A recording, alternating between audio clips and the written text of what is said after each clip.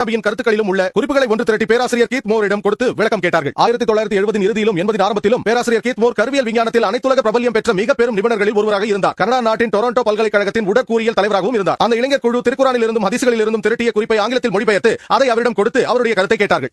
அதை பார்த்துவிட்டு திருக்குறானில் கருவியல் சம்பந்தமாக தரப்பட்டுள்ள குறிப்புகளுள் மிக பெரும்பாலானவை நவீன கருவியல் விஞ்ஞானத்தோடு ஒத்துப்போகின்றன என்று சொன்னார். ஆனால் ஒரு சில விஷயங்கள் உள்ளன, அதை என்னால் தவறு என்றோ இல்லை சரி என்றோ சொல்ல முடியாது, ஏனென்றால் அது குறித்து எனக்கே தெரியாது என்றார்.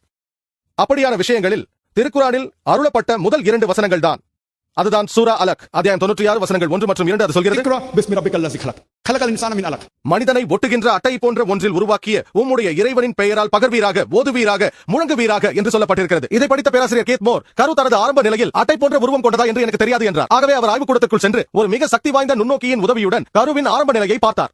கருவின் ஆரம்ப நிலையை பார்த்துவிட்டு அதை ஒரு அட்டைப்பூச்சியின் புகைப்படத்தோடு ஒப்பிட்டு பார்த்தார். அவ்விரண்டின் உருவ ஒற்றுமையை பார்த்துவிட்டு ஆச்சரியமடைந்தார்.